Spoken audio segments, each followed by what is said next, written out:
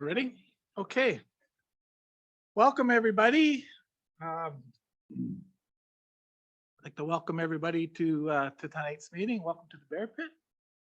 I'd like to acknowledge that Fort Nelson is in the heart of the traditional territory of the Dunaza, the Cree, and the Dene people of the Fort Nelson and the Prophet River First Nation. I'd like to acknowledge our joint treaty and the rights within that treaty. As well, I'd like to acknowledge all of the cultures within our region. It makes us very diverse, and it makes us better. So please be advised that tonight's meeting is available for the public to attend virtually, is being streamed and recorded.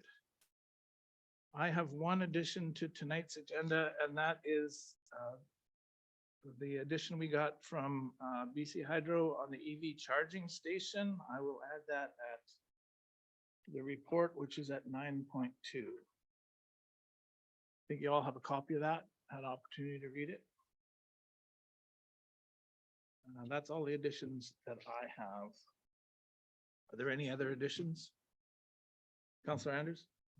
I have saved the date for the fallen firefighters memorial. Okay. Correspondence? Let's put that correspondence for discussion at 10.6.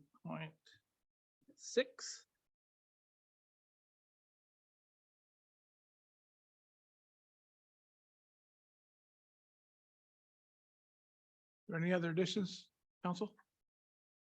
Staff? No, Mayor. Thank you.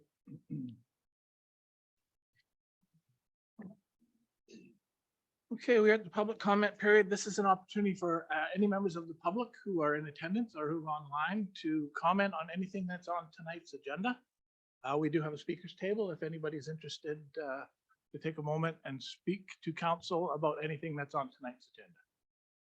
Is there anybody online that's looking to speak? No? Is there anybody in the gallery that's looking to speak? Okay, thank you. Adoption of the agenda is in order, please. Moved by Councillor Growing, second by Councillor Andrews. All in favor of adopting the agenda as it's been changed? Thank you.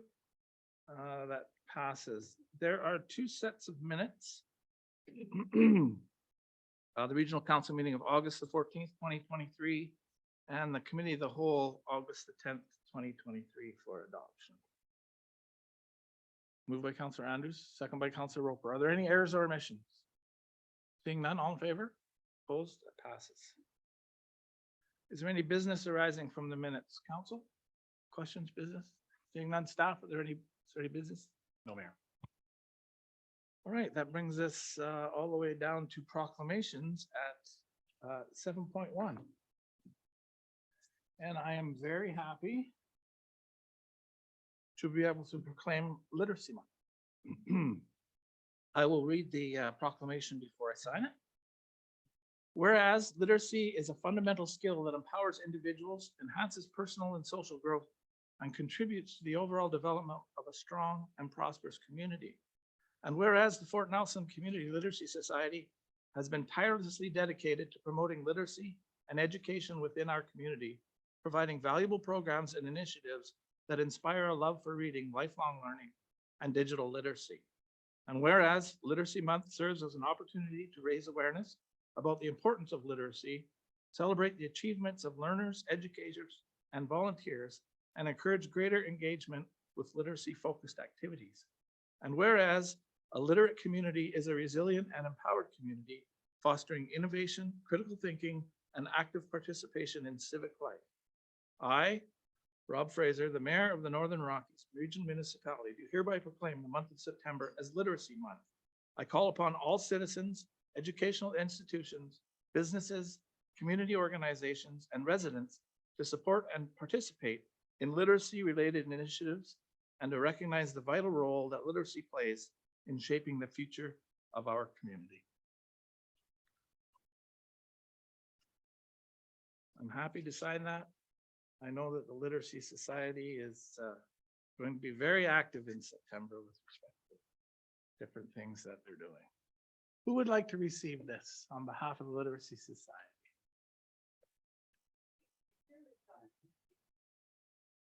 Sure. Would you like to go out there where there's more room against the wall and stand, or behind the flags? Perfect. This is our copy.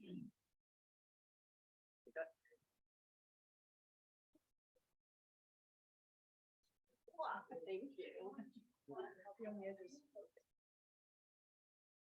you so much. You're welcome.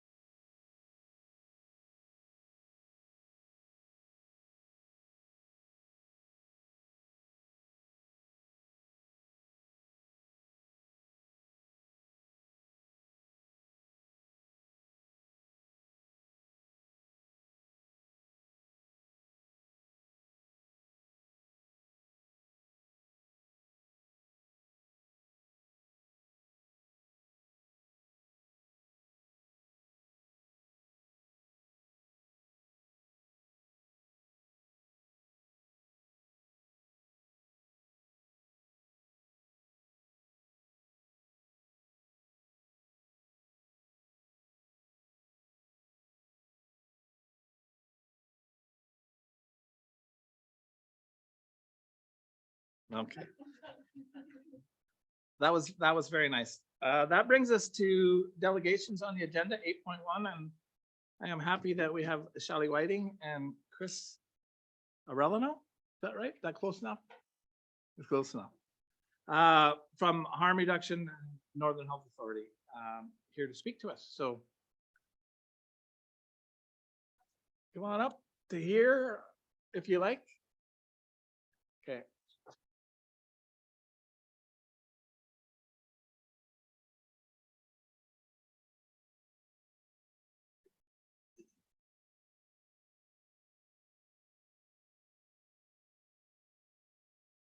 You just have to turn the mic on. There you go. Hi, Welcome. my name's Shelley Whiting. This is Chris Arellano.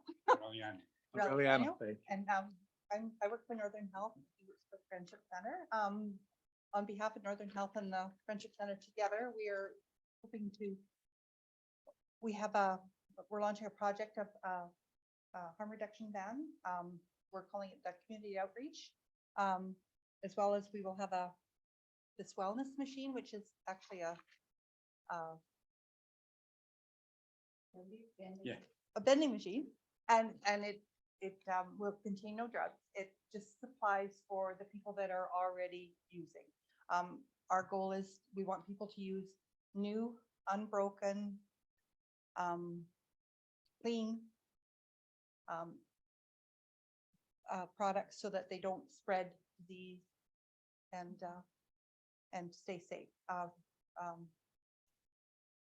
Take it away. Okay. So like, You're doing fine. And you guys can sit down. It's Thank you very much. Be relaxed, please. We have samples of what we are going to have on board. You couldn't play me? You want me to? Oh, okay.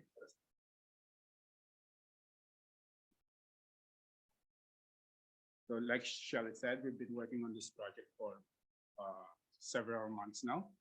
And we want to, present this before you for your support before we go full throttle on it. So we have this, what we call the wellness project, which consists of 2 units, the wellness machine and the outreach van. So the wellness machine is basically a dispensing unit that we got retrofitted and is currently being retrofitted right now to accommodate the products that we want to dispense with. So the products are here. Yes, please. So the dispensing unit will provide wellness products. That's what we call it, Port Nelson residents, and it's available 24/7. And it will be placed in the within the Friendship Center's vicinity and can be accessed through tokens.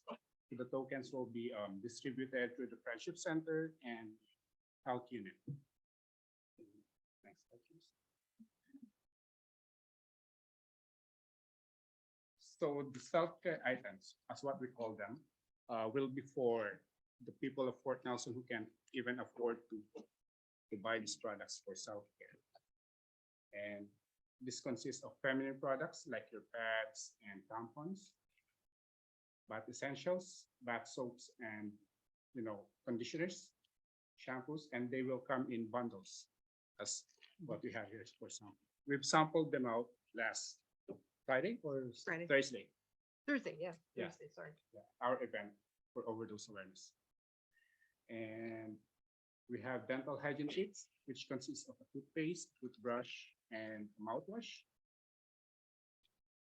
And during the summer season, we have sunblock lotions available for people, mosquito repellents, energy bars, electrolyte drinks. And in the winter season, we will hand out socks, gloves, toques, hand cream, and lip balm. And in addition to that, we also have other supplies. So these are for the people who use substances to keep them safe while they are on their substances until they're ready to change their risky behaviors. So yeah, condoms and lubes is included.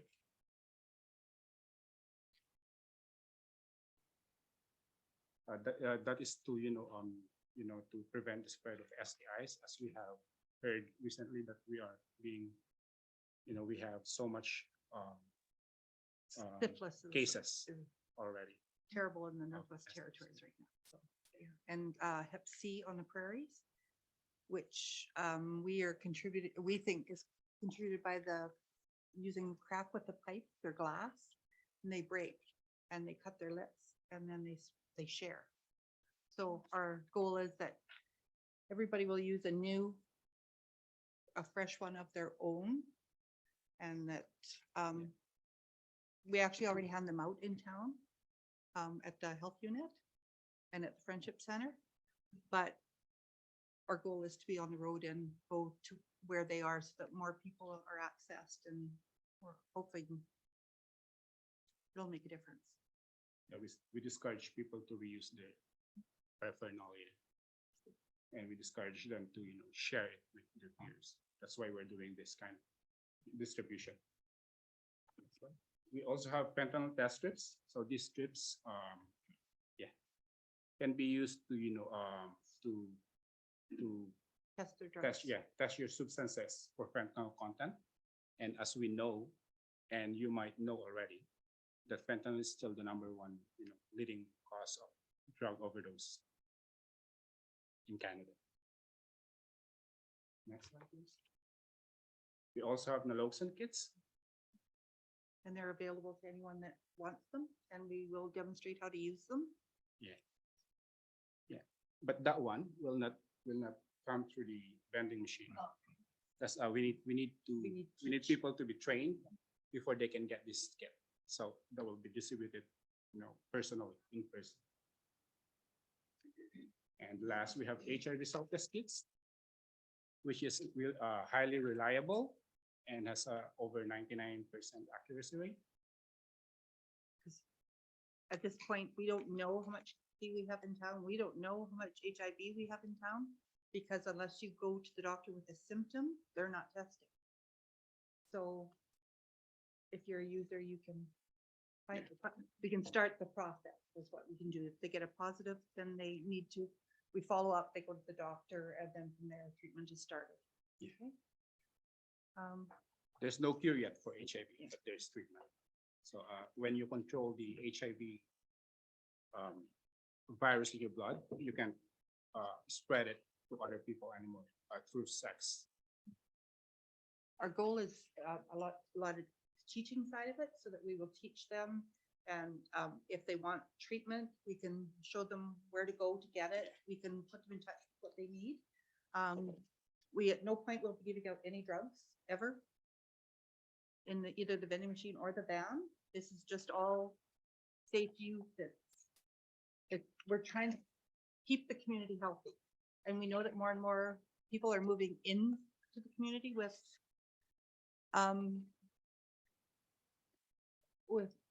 drug habits, and it's our goal is to kind of guide them into safe use, and so that we're not finding like piles of needles anywhere or things like that. We're to talk to them and to teach them and to help them with just day-to-day life, and try to keep them safe and keep our people around them safe at the same time. So the outreach van, next slide, please, will be the mobile version of the dispensing unit, plus one-on-one harm reduction services. It will be manned by a team, and that includes me, Shelley, and a peer support worker. And the van will cruise along the streets of Port Nelson and neighboring communities, including FNFN and Prophet River, to deliver wellness supplies and services, mostly during after hours. Next slide, please. Like I said, on board will be a harm reduction nurse, and that's Shelley. I'm the coordinator, and there will be a peer support worker, which we recently hired already. The services included, aside from giving out those supplies and harm reduction or those kits, we also do coaching to provide education to those users and keep them safe. Peer support by our peer support worker. We provide naloxone training, HIV screening and Hep C screening, fentanyl testing, and last but not least, and I think the most important service that we're going to provide is referral and activity. We're trying to be the gateway here to other services, according to what those people will need. Like in the Friendship Center, for example, we have a lot of services and programs that cater to specific needs of people. Like for the jobless, we have a job coordinator, which they can contact, and for job opportunities, we have legal advocate for homeless and those suffering from financial issues. We have the food bank. We have what else? We have violence against women program for women and children fleeing violence and abuse. And we have the women's outreach for other issues with women. And of course, we have Northern Health here for other health services, and Shelley here is running the Oat Clinic every last Tuesday of the month for opioid, for treating opioid addictions. Yeah. Next slide, please. So the routes and stops, this will change according to need, but so far these are the possible routes and stops we came up so far. Like I said, the van will have like a 3-day run each week. Mostly after hours. We'll start from 2 p.m. up to 9 p.m.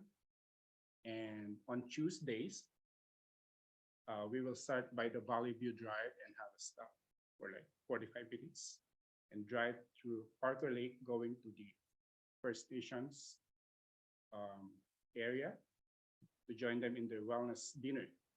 And then we will park by Klahani Trailer Park before heading home in Port Nelson. Next slide, please.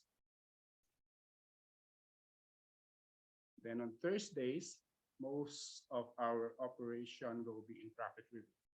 As we know, we need like 2 hours to go just back and forth.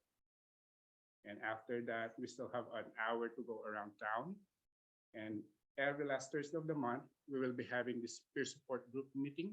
We will call it Fire Talk. And we will advertise it soon as we're just, we're in the finishing touches of what we have to do with that, meeting. And that will be just to provide a safe space for everyone dealing with addictions, whether current, whether recovering or recovered.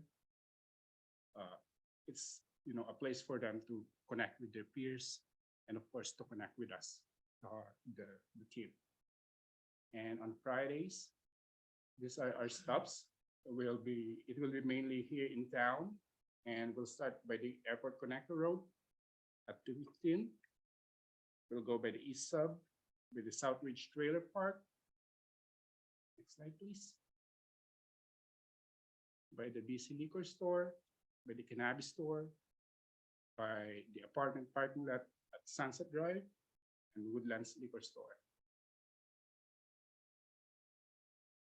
So with this, we're really trying to be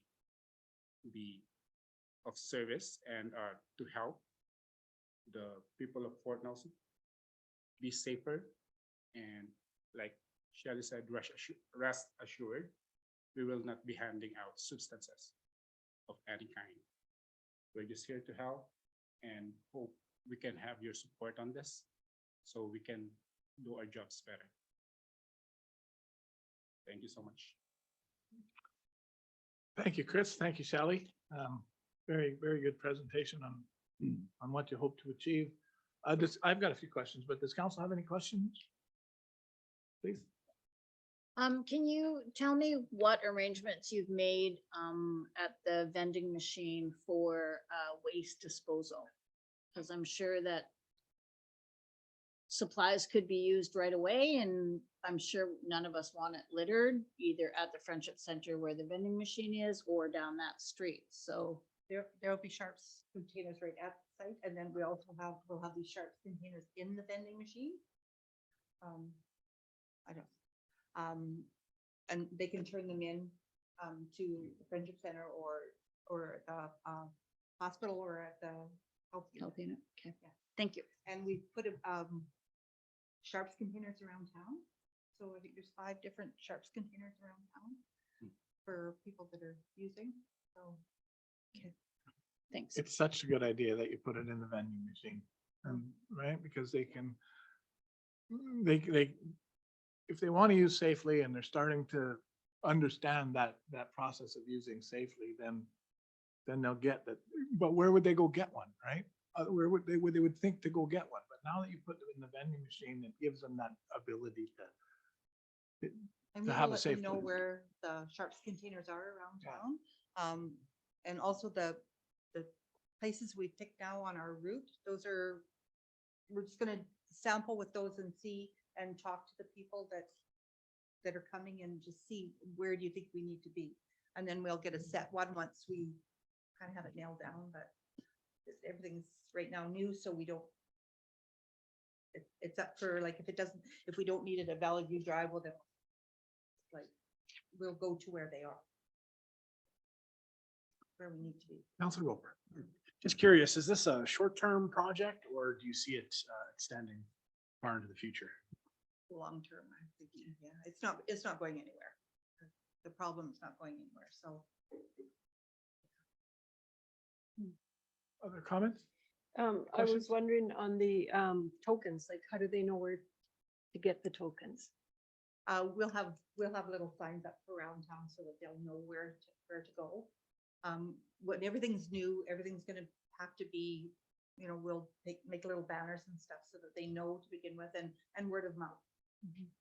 And we have a Facebook account for reduction that I run.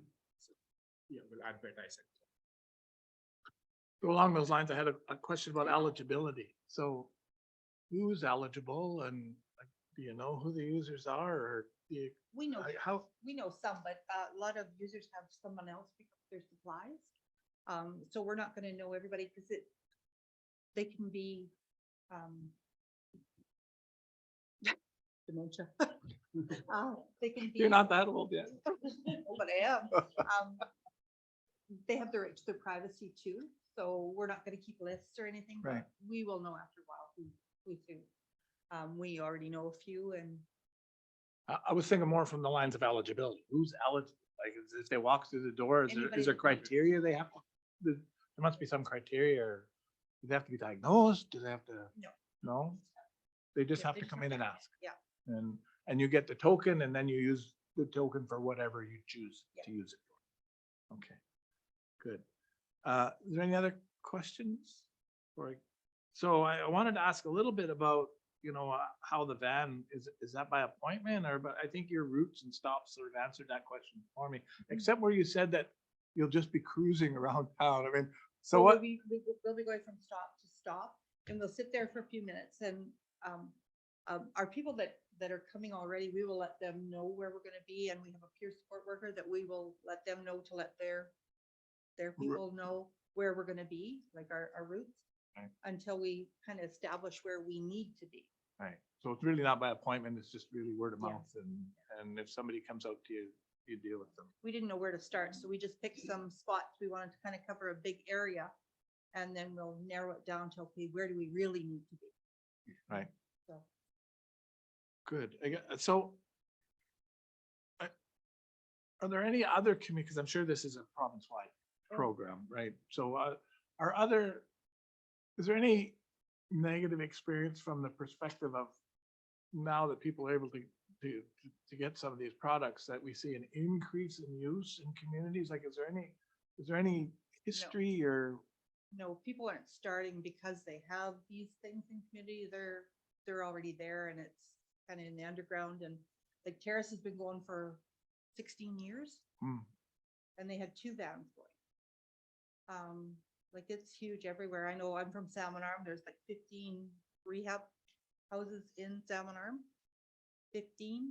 Wow. And it's mostly young adults that are there. Their parents are paying their way. It's really expensive to get into rehab. It's really hard to get into rehab. And hopefully we can be the first people to let them know, like, if you're interested, we'll see what we can do to help. you, Start like, them on the yeah, path, yeah. get you Okay. going. So you asked for support. So is there a particular ask that you have for us, or is it just general support you're looking for in the community? General support, I guess they've been fighting with the vans, that if the actual community supports them, they have better luck. Cause it's a tough job for the people that are running the van. Usually they go through quite a few people, but we're not quite where other communities are yet. So I'm thinking we're gonna have it a little easier. It's a hard job. And we have, like, we've had some overdoses and, we've been very lucky here. Yeah. Fort St. John's not so lucky.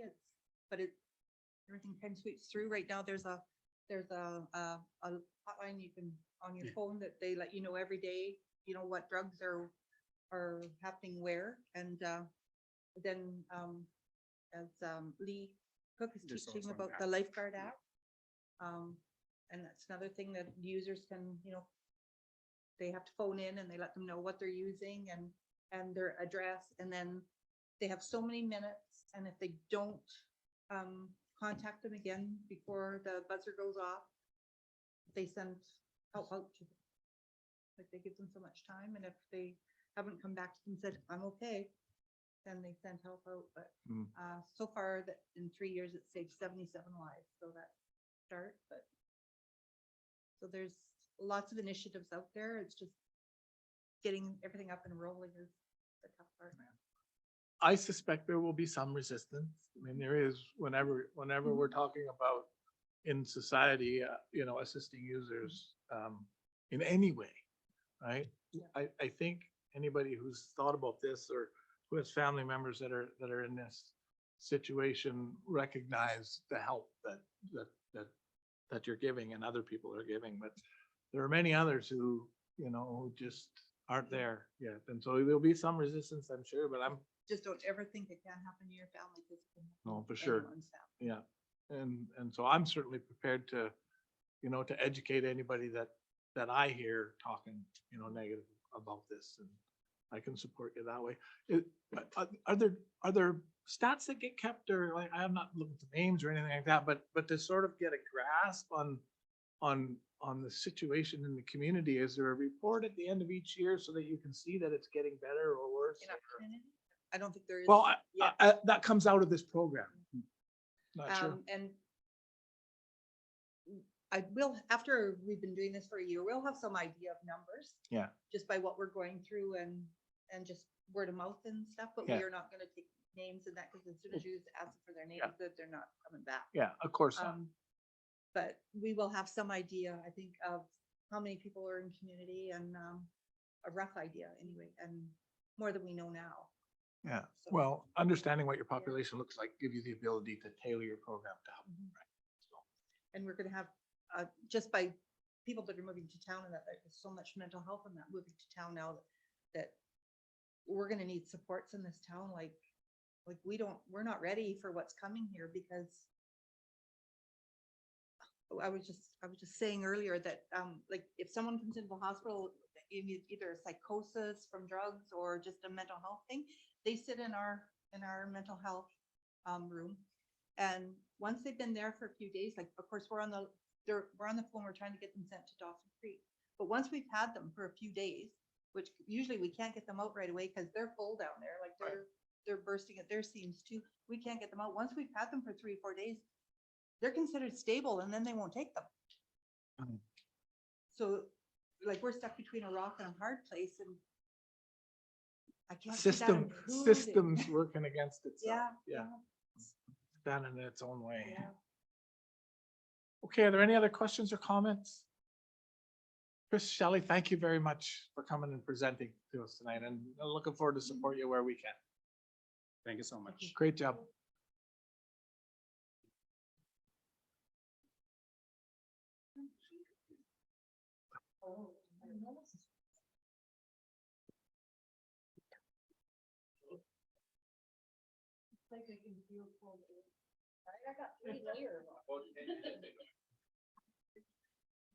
When all those people left. Okay.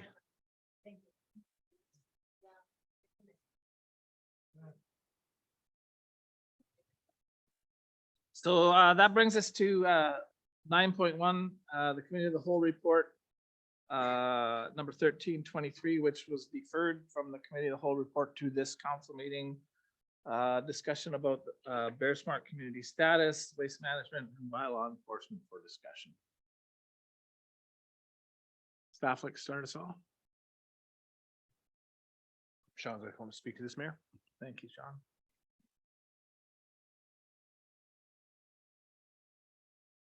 Oh, thank you, Mayor. Good evening, Council. The report before you today is centered around discussion of opportunities to assist the NRM in becoming a Bear Smart community, primarily related to bylaw enforcement and waste management. We're hoping to discuss opportunities to improve on both areas under guidance from Council, and potentially bring back information if needed for further consideration. I'm happy to answer any questions Council or Mayor may have on the report. Something that wasn't in the report that just came to light last week, was that the NRM has been successful in an application for a grant for the replacement of some fruit trees. So I believe the Public Works is in the process of procuring 60 maple trees to potentially replace some of the fruit trees along the walking trail at the water treatment plant area. Just to kind of take care of our own misdoings first before we move forward with any other processes. So, yes, if there's any questions or comments or anything on the report, I'd be happy to answer them. The fruit trees, where are you gonna put the fruit trees? Well, that's yet to be decided. That hasn't been clarified. I'm pretty sure we're probably not going to plant them in another place, but Well, then you need to contact some farmers and see if the farmers want to plant them something.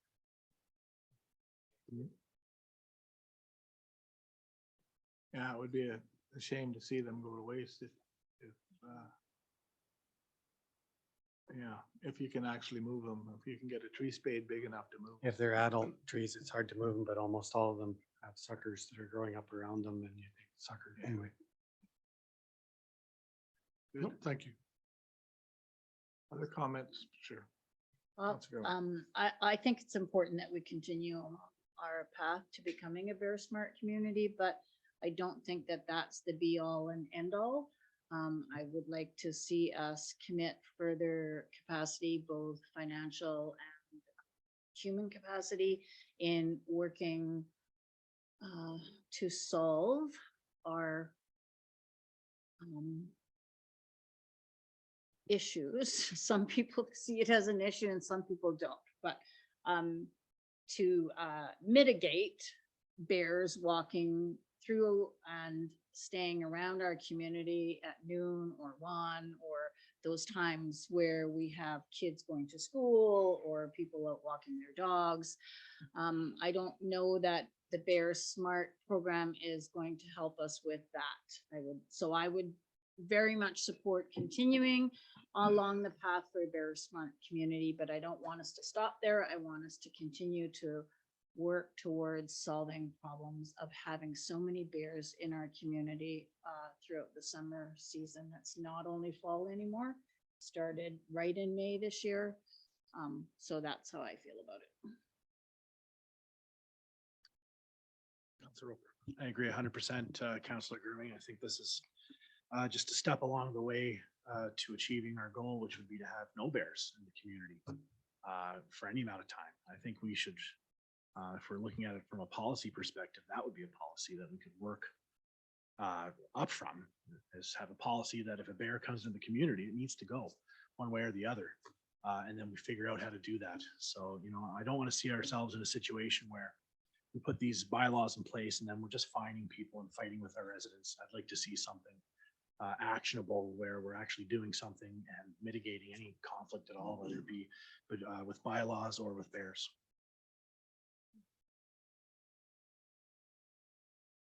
Anybody else? I'm sorry. No, go ahead. You all know my opinion of garbage bears. But what I would like to see is some sort of data on, I think it's like Whistler, maybe Tofino, that they're already considered bear smart communities. And when they implemented their bear proof waste management and all the criteria that makes you a bear smart community, what benefit did they see and how long did it take? Because I think being a bear smart community and education awareness is everything, especially in the school. I think it works, but what does it cost? And is it effective? And does it take 10 years or does it take 5 years? But yeah, I think it's a good idea to be a bear smart community, but we do live in the north. I have much stronger opinions, I think. I guess I'm not surprised. I agree that the Bear Smart program from an educational perspective is a good thing for the community. I think the more that, we live in bear country, there's no doubt about it. This is proving it. The more people are aware about bears, the better off we are as a community from inadvertent contact, I guess. But as a safety professional and the way I look at risk and the way we professionally look at risk, it's exposure times consequence. And although there hasn't been a negative consequence directly in town, the potential for that consequence is there. And it's a very high consequence in the event that there's a extreme a negative interaction between wildlife and somebody in the community. And then on the other side of that is the exposure element of risk, right? You can have a hole in the ground that's 10 feet deep. That's a hazard. But if nobody ever has to get in it, there's very minimal risk. In this particular case, we seem to be seeing more and more and more bears. And certainly from the statistics that were presented to us at the last meeting, if it's not going up, it's not going down either. It's pretty consistent with respect to that. What does this community look like in 10 years as sows start educating their cubs that this is a place where they can come and they can feed? You know, the Theo's response to that is that if we eliminate attractants in the community, somehow that will change things. It's really, that's a symptom of the bigger problem, which is, well, that's not a problem, a fact that there's a very high population of bears in this particular area of the province. And, you know, I read through the bear hazard assessment, and I read through the bear, the plan, and I really didn't see any commitment. And I think you said it at the last meeting when you said we all need to know what our roles are. Both those documents are very one-sided with respect to what our role is. But I don't see anybody else committing, and it's a question I ask the CEOs, if we were to put this, implement this, and become bear smart, how will things change from their perspective with respect to how they deal with bears? And I didn't get an answer.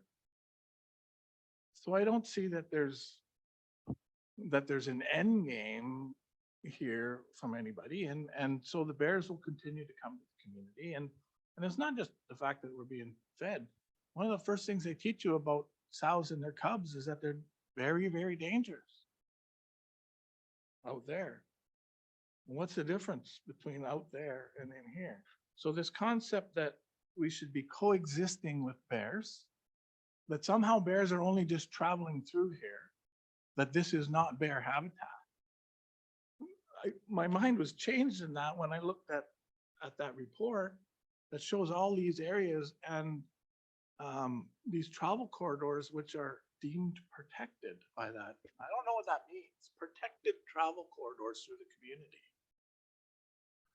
What does that mean? You know, when you read it with a critical eye, you start to realize just how one-sided that report and that document is, and the expectations that people in this community will change the way they live and use their own personal property because there are people out there that say bears have to coexist with us in our community. So I fundamentally disagree. I think we should continue to fund the program. I think, but I'm not prepared to start putting a bunch of money into bylaw enforcement until we start dealing with the root of the problem. And to me, the root of the problem is the numbers of bears that have the ability to come around the community. And so I'm a believer, and I'll put it out there, even though I know I get arched eyebrows and looks at me sometime. But I'm a believer that we need to keep the bears out of the community in the first place. This community needs to be fenced. And I believe that if we combine the Fire Smart program with the Bear Smart, we can build a fire perimeter around the community. And in that, we should be able to fence it, similar to what we've got at the airport. And and I've heard people when I talk to people about this, they look at me, look what they did at the Hot Springs. That's terrible. That fence is like in your face all the time when you're there. It's like it's a horrible feel. But if you look at the size of the community and the ability, we can put this fence. You know, we could probably find a route for both the Fire Smart corridor as well as a fence in that Fire Smart corridor. So where the only place that people are seeing is where it comes out. Right? So That's the other thing I got. Well, you can't gate, how are you gonna gate the Alaska Highway to keep that? Well, you don't gate the Alaska. But there's really only 4 entrances into our community. There's the Alaska Highway in, the Alaska Highway out, the Airport Road, and McConaughey Creek Road going out to Simpson Trail. Those are really the only 4 that you need to deal with. And that's where you put your bear traps. And so if you only have wild bears coming to your fence, right? Because once you put the fence up, you get rid of all the bears from inside. You only have wild bears coming to the fence. The wild bears come to the fence and maybe they follow it along for a little ways, don't get any satisfaction and go away. Or maybe they follow it all the way to a road where there's an entrance. That's where you put your traps. A wild bear, if it's trapped, has a negative experience without any positive reinforcement. Because it's wild, and the first place that it comes to, is that trap. Now you can relocate that bear, and it seems to me from everything I've read and heard is that there's a negative experience, they won't come back. But a bear that's in the community that's already experienced the reward of the calorie reward from whatever it's from, is coming back. And even that report even says that the bears, they relocate them and they come back. And they'll travel long distances to come back because they're conditioned. I think that's the word that it uses, right? Conditioned. So to me, the root of the problem is to keep them out of the community in the first place. Then you hire bylaw enforcement officers to deal with the traps. And hopefully we're working with the conservation officer service. If they can't deal with the traps at that particular, because we're dealing with wild bears at that time, not conditioned bears. And hopefully they'll be able to deal with that. Hopefully they're few and far between. And over time, the bears start to realize that the community is not a place where there's any reward or satisfaction. And so they don't come. And the odd bear that gets past the traps, and I think they'd be significantly less than the bears that are not. The odd bear that gets past the trap, you ask the CO service to deal with it. Okay. So that's my first cut at trying to deal with the root problem. And there's all kinds around costs, political, where does the fence go, et cetera, et cetera, et cetera. But at least it's an idea that potentially helps us to solve the bear problem. Councilor Anderson. The work we've put in as a municipality has been a lot. And from the information and conversations we've had with the CO service, it seems like they don't have the manpower to put in the effort that we have. I feel we've been putting in a lot more and we're still ending up with the same result. We get told that they don't want conditioned bears. We got to get rid of the attractants, and we're doing what we can. And I think we can do more, but what's the point in doing more when we have 2 COs covering 10% of the province, and then they're not always fully staffed? Our biggest problem time is in the fall with bears, which is also hunting season, where they're supposed to be taking care of the rest of our area, watching for poachers, making sure everyone's hunting appropriately. We get told that they won't terminate bears, but just last month, 21 were terminated in Prince George. They have a bear program. They have I don't know if it's a bear smart program, but you go on their website and they've got bear programs, mitigations, educations, everything there is. We don't have the support I think we need from the CO service. So we can venture down as far as we want to be as safe as we can, but if we're not getting the support for the habituated bears, there's not much of a program we can do to fix this. I called the CO service many times this year for bears. There's one guy, he's got a wounded back foot. I thought he was wounded. That's a dangerous bear to have in your area. I've got kids. They tell me, oh, he's been around for 5 years. It's good to see that he's still alive. Thanks for letting us know. Yeah. That's the response I got from the COs, not, oh, this guy's coming around for 5 years. He's habituated. He's a problem. It's, oh, we're glad he's there. We can keep tabs on him. There's an issue with the CO services, and I don't see I wouldn't want our council to go spend a bunch more money when we don't have the support there. The problem's getting, well, I don't know if the problem is getting bigger and bigger. The statistics that we see show that it's more or less constant. But the concern in the community is getting bigger. I'm hearing from more and more people, it was pointed out to me, it was quite a on social media, there was quite a series of posts on social media. And I had an opportunity to to get with the lady who started that. And we had a very good conversation about bears in general and her fears that, for her child to walk to school. And it's just up the street. Carlson's just up the street from where she lives. And I asked her, how many of your friends feel the same way? Because we're getting this statistic that the community is split 50-50. She said, none of my friends believe that we should coexist with bears. All her friends think the same way that she is. We need to be doing something more than we have been doing. This is not our responsibility. Like I think I said it before.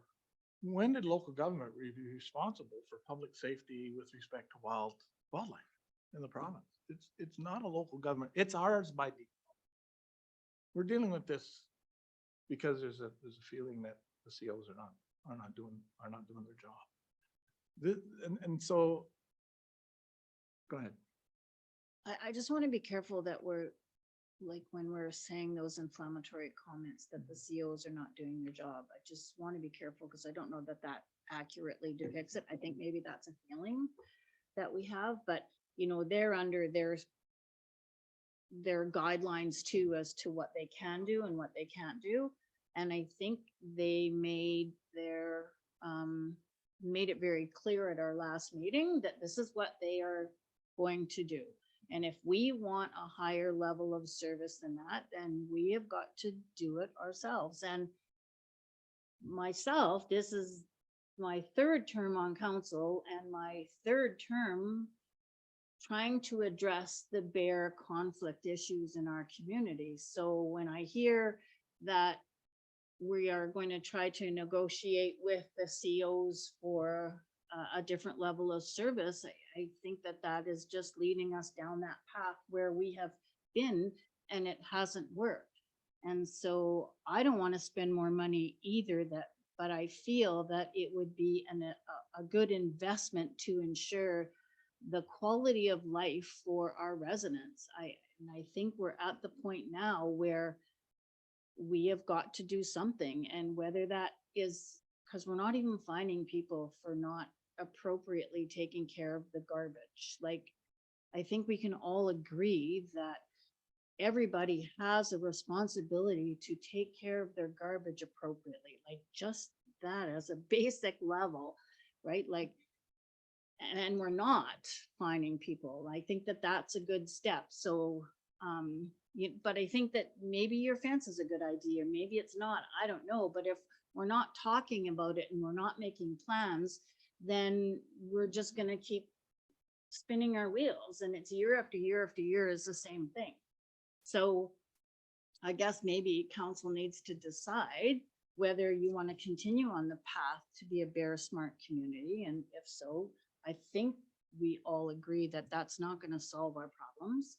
So then what are the next steps? Like, how does council feel? Do they want to dedicate some resources to come up with a community engagement plan? Or maybe we feel that we know what the community is feeling, and so maybe we can go the next step to what are some concrete actions that we can take to address bears in our community morning, noon, and night. So let me follow a process or describe a process.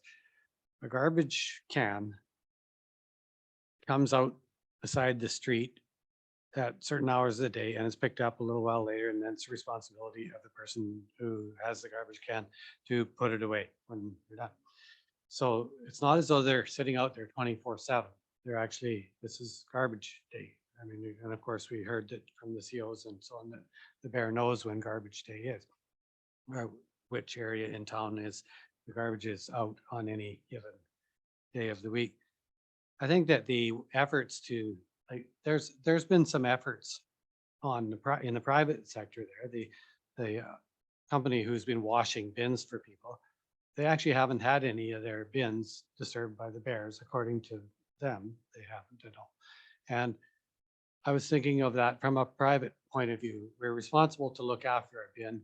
Couldn't we be responsible for washing our bins? Okay, so look, how long does it take with a garden hose and and then your bin is rinsed out so it doesn't carry the attracting, the ripe smell of spoiled things. I think that's great, except I don't think it will solve the problem either, but I think it's a good measure to manage. I took exception to, but I didn't raise my hackles much when I described that if we plant crops for bears elsewhere, that when we were told that there's no statistics on that, what nonsense. That's nonsense. If there's lots of berries in the bush, we don't have this problem with bears coming in the town. If so, if there's not berries, give them fruit. And here we are tearing out our own fruit trees. Okay, let's move them. That's why it matters to me. Like, think about where they could go or where a food source could go that we intentionally put as an attractant to keep them away from the sources here. I think the combination works. These are all passive things. These are passive. I agree. And I lived in this, right? I used to live in town. The farmer in me suffered greatly, but I lived in town for a few years. And in that era, bears came and went too. They really did come and go. But any bear that showed an interest in the garbage cans or an interest in people's fruit trees, and that, the bear was taken away, not the fruit tree nor the garbage can. And it actually worked just fine. And thing is that it was a much more aggressive tactic that was taken, a more direct approach that was taken at that time. And guess what? We didn't decimate the bear population. There's still lots of bears, isn't there? So I am in agreement that we could find a more, we as council can decide whether or not we want bears to wander freely in our community. We can decide that. It's for us to decide. So if we decide that we don't want that, I think that we should make it clear how we don't have all the tools. We don't exactly, it's not as though we have what are we gonna, instead of hiring a bylaw officer, let's hire a hunter. Like, how do you deal with that? I realize there's more discussion, but we can say we're not okay with bears walking around on our streets. Can do. I also agree with that. And I like the idea of public engagement. And, you know, we've been criticized for not having some sort of public meeting, you know, since 2019. I think maybe that is a start. I think there are people who are prepared to come to a meeting like that and voice their concerns or their issues or their thoughts and ideas. And I think perhaps getting that out there and just then getting a feel from people. I mean, we all talk to our friends and the people that we talk to. We each will have a group that have, and I suspect that we're probably in a pretty same place, most of us, but we need to have this meeting, I think, because they've asked for it, the CO service as well as the Bear Smart folks. So I think we have this meeting and from there, we either start doubling down on some of these efforts. I like some ideas that you talked about, you know, perhaps we get something to help contain these containers. We talk to people, you know, about, I think the statistic was there's only 5% of people out there that can't keep their garbage inside. I suspect it's considerably higher than that, but we start talking to people about that particular thing. We bring back the bylaw and we start looking at that bylaw with a very critical eye from the perspective of what we want to see or not see in the community. We can say we don't want to see a single bear in our community, but who's going to make it happen, right? Who's going to make it happen? But I think we've been relying on the CO service, and they made it clear that the level of service that some of us in the community are expecting is they're not able to provide. So there's other experts out there. And that's why I started off by saying that I think the Bear Smart community is a good goal, but I think that we need to commit financial and human capacity to helping us deliver a greater plan of which community engagement would be. And I'm sure retrofitting some garbage cans, like the list is endless of what we can do, right? But I think we need a professional to help guide us because we can, you have your opinion about the fence and Counselor Souls has his opinion of the fruit trees and both of which, some people kind of maybe scoffed at, but that's not to say that it's not a good idea, right? We need input from professionals that can help us to guide us to make those plans that it's going to be successful. Like, what outcome do we want to see? I think we're all agreed that we don't want the bears roaming our streets morning, noon, and night. And I think we all have experiences where that has happened right from May this year. I brought it up right at the beginning of May that the bears were already out and about. So that's what I would like to see. I think we all have ideas here, but without that professional, I don't think that the COs can be those professionals for us, just because of their mandate is different than what our expectations are. Yeah, it's a conundrum. With respect to this report and increased bylaw enforcement, I don't want to get out there and enforce a bylaw that I don't believe is very good from a compliance perspective. I think it should be focused more on the garbage. I agree with that. And less on the attractants. As far as I'm concerned, they just threw it in our face and made it our responsibility that because we have a bylaw, we're responsible for it now. So I'd like to go through that as part of either as part of the public engagement or as on our own after the public engagement. We've got 2 months left, I guess, of bears in the community till they start their hibernation cycle. So I know we're awful busy in September, but I'd like to see us have some kind of a community gathering where we can get people out sometime in October to make that happen. If we can, I don't know specifically what that looks like. I don't want to see a town hall meeting where we're on stage and people are throwing eggs at each other. More of an open forum type, what do they call them? Something cafe or something like that, where people can, like we did with the budget, essentially. And I think there will be more people come out for this than came out for the budget. I sure hope so. Anyway. Yeah, so that we can really start to, because it behooves us then to be there and really start asking some pointed questions of people, right? Really start trying to drive into it as a council with our public to find out what people are thinking. Try to throw some ideas out there and get ideas from the people that are out there. From that, come back, have a look at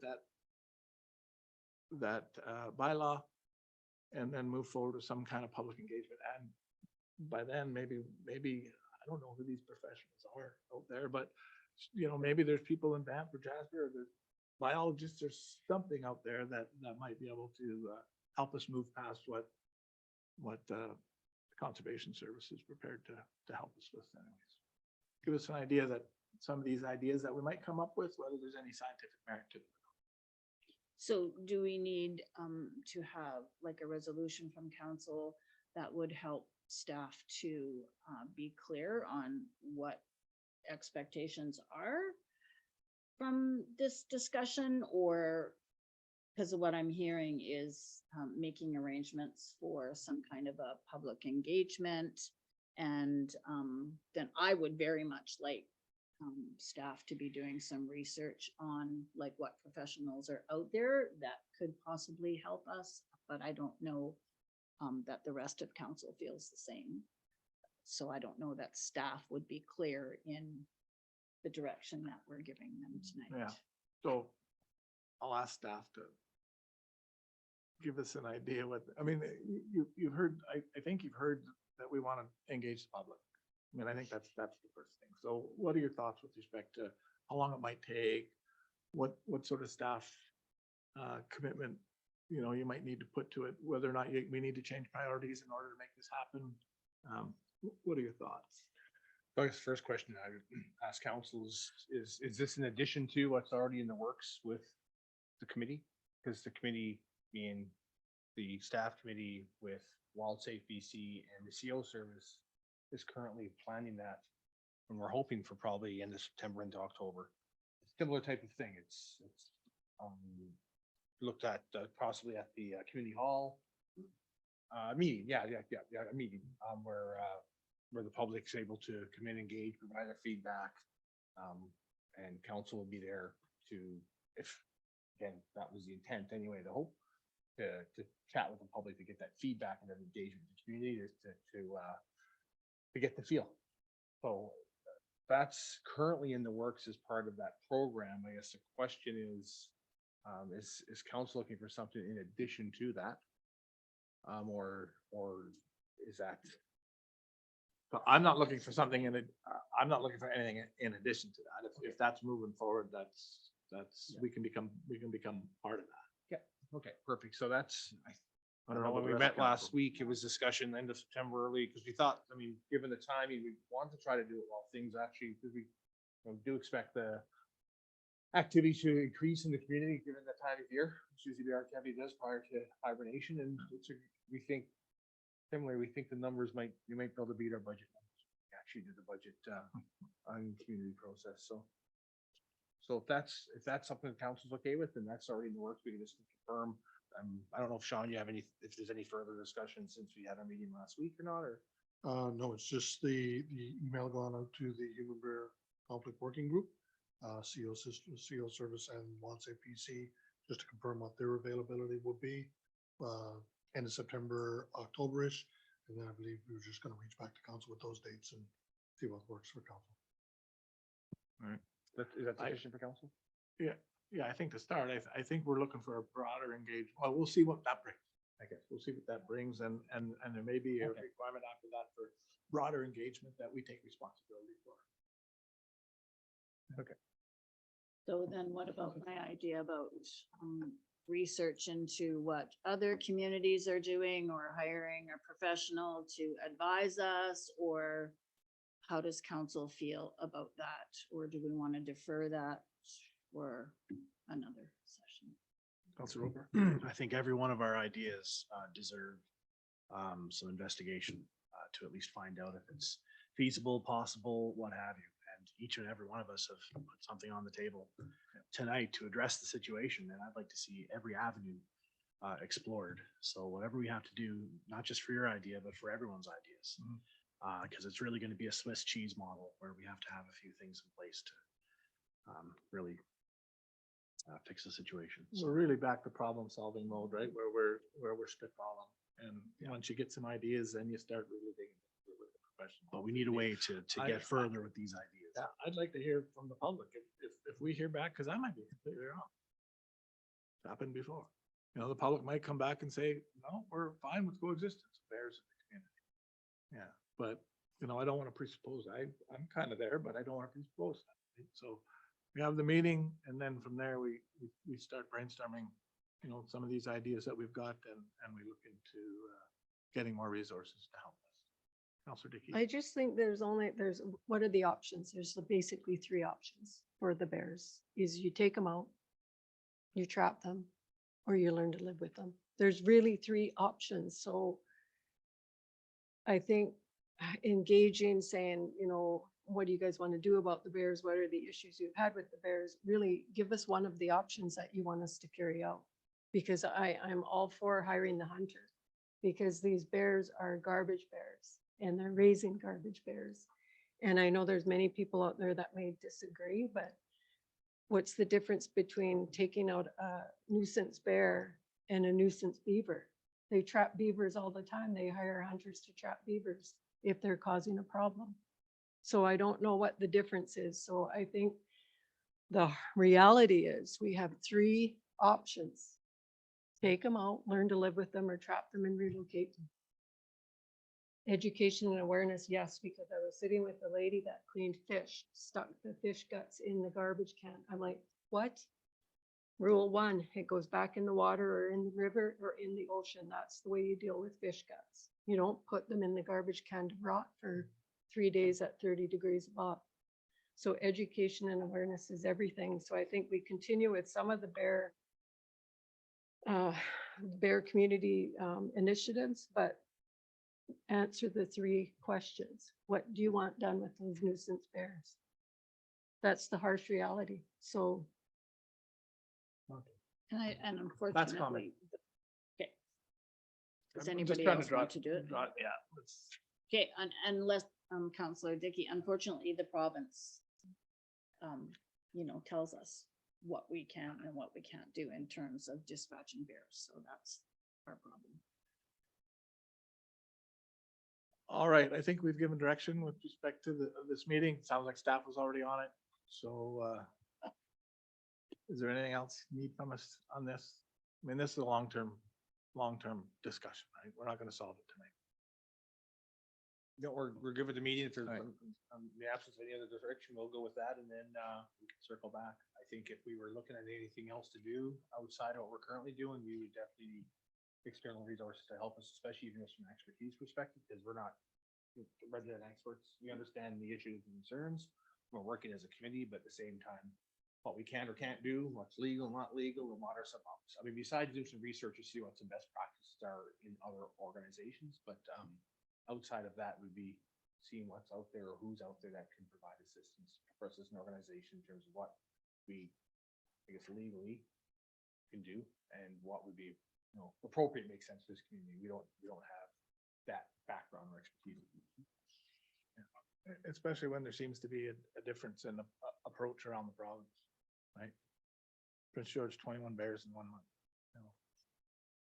Yeah.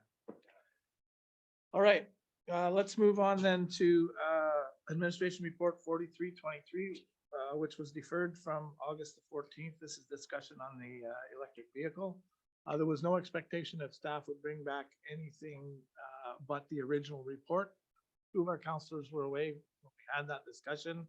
I thought it was based on the fact that we weren't getting much consensus that there was an opportunity for us to defer that, go away, talk to our people, and then wait to see if Councillor Enax or Councillor Andrews had any further thoughts on the matter. And then we got this correspondence from BC Hydro on Friday, I believe, which kind of adds a new dimension to the whole thing. I think we went away not achieving any kind of consensus with respect to which piece of property in the community would be the most desirable, I guess, for this project. There were lots of different ideas. I think there was 5 of us here and 5 different ideas on what should happen. But there seemed to be a little bit of consensus once staff brought it to our attention, that BC Hydro was in conversation with some other entities. All of a sudden, there seemed to be a little bit of consensus around the table that maybe that's the way we should go. But this piece of information that we got brings some more information to the table. I guess that I think originally Councillor Andrews had identified this particular piece of property. So I will turn it over with that background for the 2 that were here at the last meeting. I'll turn it over to staff for their thoughts with respect to where we are. Thank I you. can speak to that. Okay. The report as presented or provided on August 14th, those 2 options still remain valid. But BC Hydro has come back and we've asked them to reconsider that site. So it was included in the first package that was provided to council as one of the options. And BC Hydro did come back and indicated that they would be willing to contribute the costs for the development of the site, large enough for the EV charging station. It is in the downtown core area. It's municipal owned property that's currently not being used. Because it is in the downtown core area, there's an opportunity also, although BC Hydro hasn't offered, we could convert it into somewhat of a public space as well. So it doesn't just have to be an ugly parking lot. We could have canopies or benches or, other things to actually make it look like a public space. So it just doesn't have to look like a bland parking lot. I'm not sure what information you have, but if it's what I'm looking at, they are willing to cover the cost of development and asphalt on that site. So right now, the way it stands is, we've got the three sites to consider: Millennium Park, the east parking lot of the rec center, and, now Airport Drive. And, BC Hydro has also indicated that they are continuing conversation with primarily IGA at this time. Okay, Councilor Anders. So for this, Airport Drive lot, all the costs that we thought we would have to bear before, BC Hydro will do, and then it's just the maintenance and upkeep that will be our cost in the future, as if with the other two sites.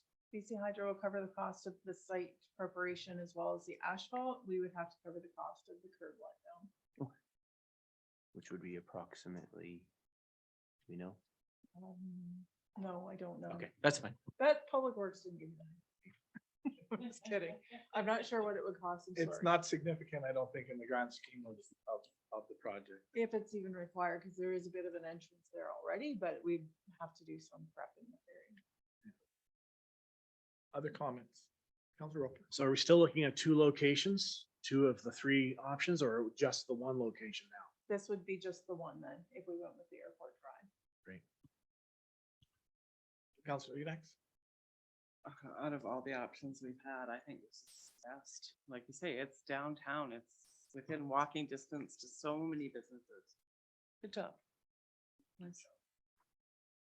Did I see your hand go up, Councilor Garvey? So what about crossing then? Because most of the downtown shopping would be across Airport Drive. And there isn't a crosswalk or anything there. You'd have to walk down to the clinic, I guess. Corner of save on straight to. Right, by the post office. Okay. So we wouldn't need another crosswalk. Well, there's a sidewalk both sides there, so. You answered, I had one question, that was, would we still be able to use the rest of the lot for something else that we might, and you've answered that we could use the rest of the lot. We're not limited to just having 6 EV stations and a half paved parking lot, so. The only caution on this one is the increase in traffic in that area, given that there's outstanding action items from the Alaska Highway Transportation Corridor Study around airport, and then the increase that we're anticipating from McDonald's, at least temporarily. And now we're adding another feature in that same area. But we recognize that, we probably do need to pay attention about, to traffic in the next couple of years at least, and start planning for that as well. Which would also include, from a safety perspective, Councilor Gruey's comment around our question regarding pedestrian safety and connectivity, which we would evaluate as part of that, because it's ongoing right now with some of the, because it'll be part of even the downtown revitalization piece. Of course.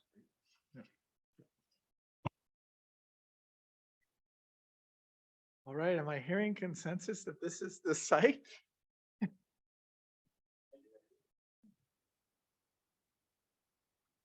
So will somebody make a motion that we authorize staff to negotiate with BC Hydro to convert this site to Councilor Enox, are you making that? Right. Seconded. Oh, Sorry, can I ask that we include the PID? Because we don't have a civic address on that lot, so just as an identifier for the park property. So the PID is 023137649. Because we're essentially granting use of a park property. yeah. So we authorize staff to negotiate with BC Hydro to use the PID of that property for EV charging stations. So that's moved by Councilor Enox. Do I have a seconder? Councilor Roper. Second by Councilor Roper. Is there any further discussion with respect to that? Seeing none, all in favor? Are there any opposed? Seeing none, that passes unanimously. Thank you. Phew.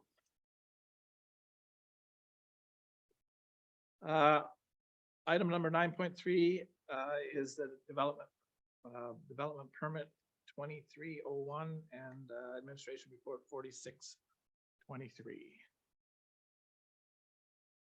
Welcome.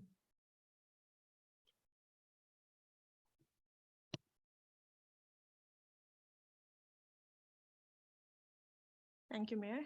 Good evening, Mayor. Good evening, Council.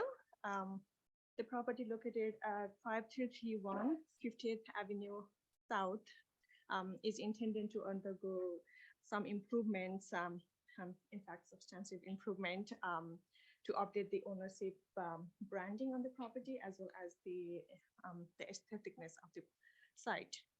Some enhancements have triggered the development permit requirement. And the detailed information about those development permit requirements are provided in the report in regard to the building exterior, the renovation, and the gas fire canopy structure alteration. The applicant has also proposed some replacement signs and some of the new signs as well. However, all the proposed signages do not comply with the existing sign bylaw. So the request they have made is in excess of what the sign bylaw would permit. Yeah, and the approval of this development permit application would allow variance requested for the 3 of the additional fascia sign and a variance to the sides of the fascia signs. And the last one would be the variance to the canopy underside separation distance for the under canopy signs. Thank you. Questions from staff? Comments? Will having a co-op station in Fort Nelson make it a little bit more farm?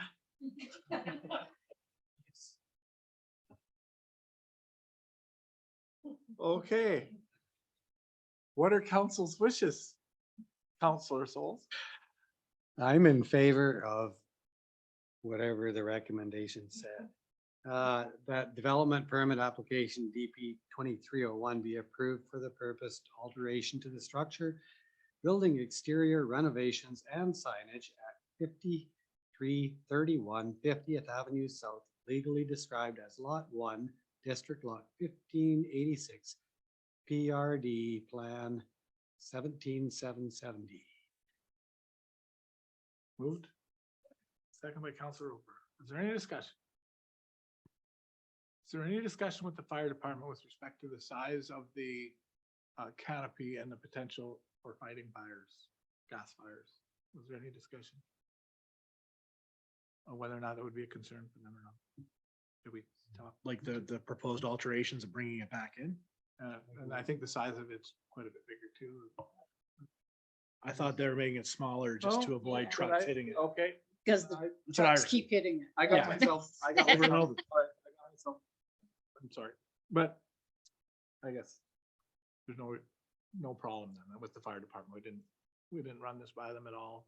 No need to. I don't know if we have or not, but we can follow up and we can check. Okay. Okay, so we're referral one. Okay, I'm satisfied. Good. That's the only question I had. It's the only question I had. Seeing none. All in favor? Opposed? Carried. I lost myself. All right. Thank you. Admin report 4723, recruitment and retention, education, training, incentive evaluation. This is report for information. Is there any questions for staff? I think essentially their plan is to follow through with the original plan, right? With respect to doing a report on the READY program. And you're just informing us that you're moving ahead with that. Okay. And just as a heads up, the interviews will be undertaken as part of that project. So some of you may be contacted and as well as many of the, if not all of the READY recipients. So if you get a friendly phone call, don't be surprised. Okay. Thank you. Correspondence. So we have one letter, 3 council information packages. Sir, there was an addendum of public notice bylaw 220. 9.5 on the agenda. It might be in an addition package there. Did you get an edition package? It may have been placed in your mailbox I and missed not it. on your desk. So I missed it. Sorry. No, thank you. Okay. Right. Okay. What's the number on it? 9.5. So the report is draft NRM public notice bylaw number 220, 2023. Staff would like to speak to that. You wrote it. You don't have a mic? Not to take the wind out of Stacy's sails, she did write the report, but she's unmiked over in the corner, so. As we all know, the Fort Nelson News announced their imminent closure with their last edition being September 13th. And when we read of the news, we started to reach out to determine how we might meet our legislative requirements for public notice. So the charter requires for many of the things that we do that public notice be posted in 2 consecutive editions of a weekly newspaper that meets a local audience, reaches a local audience. So we made some calls to some of the regional publications, and the jury was still out in terms of whether or not they may distribute to Fort Nelson. So reading further in the charter, local governments are permitted to pass a bylaw that describes how they may provide alternate public notice. And some of the examples out there are by utilizing their online means.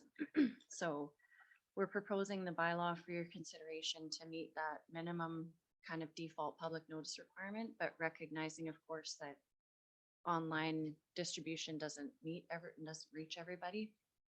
And there will be certain demographics that need to be communicated with in different ways.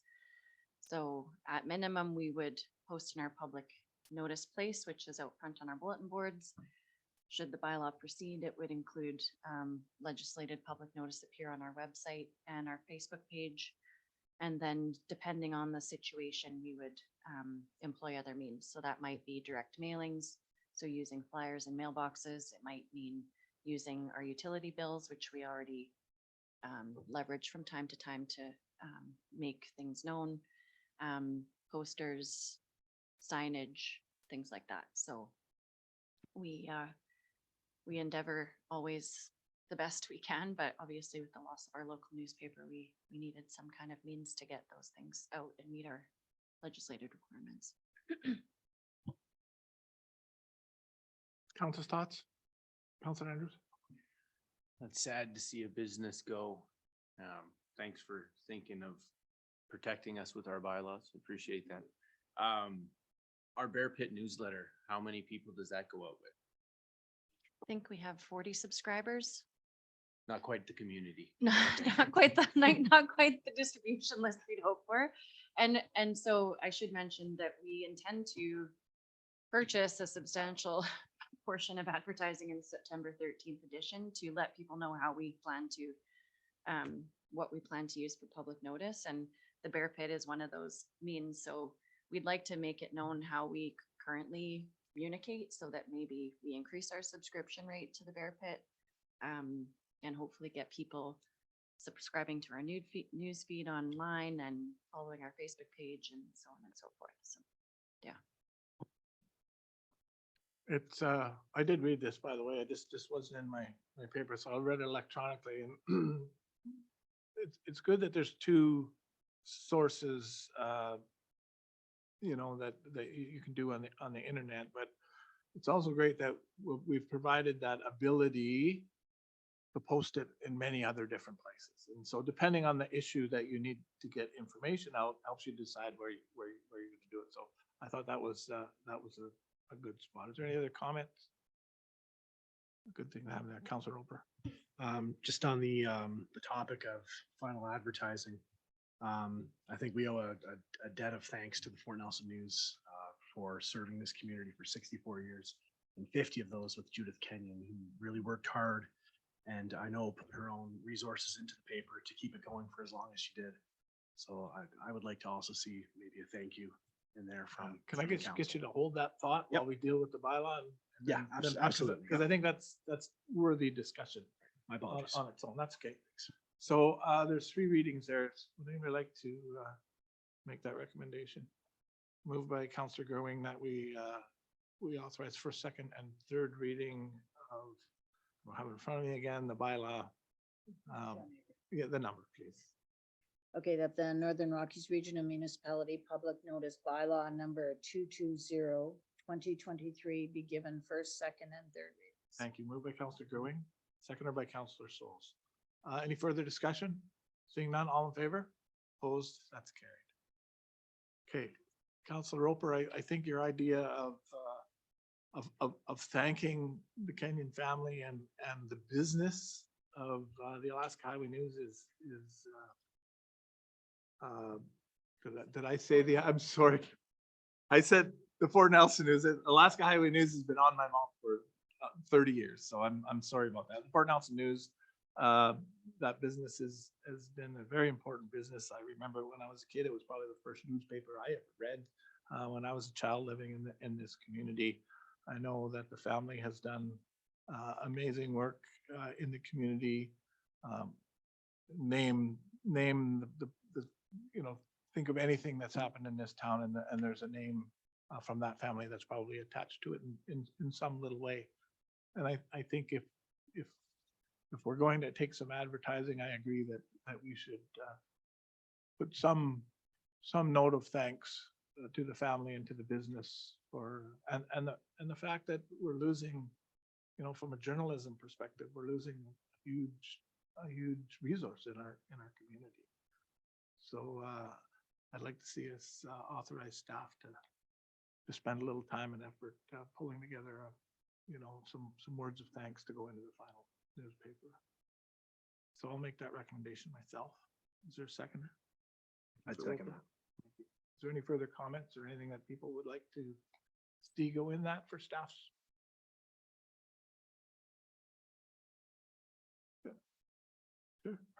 Just if we wanted an addition and can't think of it now, Oh, yeah. what kind of timeline would we have to report that in? It's usually that we submit the Friday prior to the paper's publication. So before this Friday. Good, all in favor? Opposed? Thank you. Now we're at 10. For information, we have at NRM letters to North River Midstream. We have council information package of August 16th, August 23rd, August 30th. And that's all we have for information. A motion to receive those for information, please. Moved by Councillor Andrews, second by Councillor Souls. Is there any discussion on that? Seeing none, all in favor? Opposed? Carried. Thank you. 10.5 for discussion is a letter from MLA Dan Davies, re the community forest concerns. I'll put that on the floor for any comments that anybody has to say about that letter. I guess I'll go first. Many of the statements in here I've heard from elsewhere in the community, so I don't think these findings are just coming from one particular source, but I think there's rather a consensus that there is an issue, and of course with such a new community forest, I think we all knew there'd be some growing pains. So I mean, I would be committed to working with Chief and Council and the Community Forest Corporation to work through some of these issues and address them the best that we can, so that the community can really get the best out of the community forest. I don't think the community is getting the very best that it's the intentions of the community forest. I don't think are the benefits aren't being reaped by the community as a whole. Councillor Andrews? I think this letter just further pushes the idea that we need to meet with our partners. And I think we definitely need to sit down and discuss this letter and other things that we've been hearing. It's been a while since we've sat down with our partners about the community forest. And I think this letter and other topics should definitely be on there as soon as we can get a meeting, and then we can hopefully see what we can, where we can go from there. I have Counselor concerns because I've been on council for 11 months and have yet to meet with them, except in camera with the previous manager. So, you know, if we're going to be partners, partners need to know finances, strategic plans, cutting permits, hiring staff. Like there needs to be some sort of update, which I don't recall there ever being a quarterly update, a semi-annual update. So I think somewhere in the agreement, it must say that we're required to meet. So not only are we failing the community by not enforcing that, but the nation is also failing by not reporting to their membership. Any other comments? I think that there's definitely, we talked about growing pains when we started, when you establish something that's new and you realize that there can be growing pains.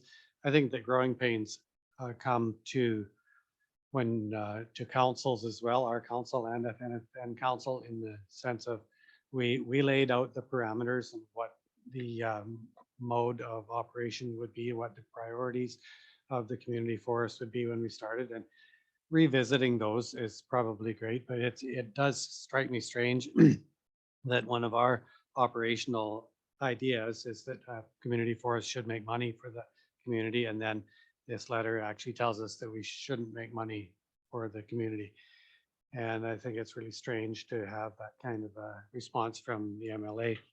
I do know, though, I'm not unaware of the history of Fort Nelson and its forest industry. And as much as we look back and think that there was a great heyday of success in the early stages in the era of Takima and FNFI and Almanica Enterprises and the Chopstick plant and so on, there was up until 1995, which is a very long time, the early stages of all that milling, we were in a subsidized form of stumpage where we received back from the Crown a lot more than was actually given to the Crown and so on. And so the issues of subsidizing forestry here and the lower cost of operating, I mean, the higher cost of operating due to where we are, was recognized even in provincial policy as to Fort Nelson and what was there.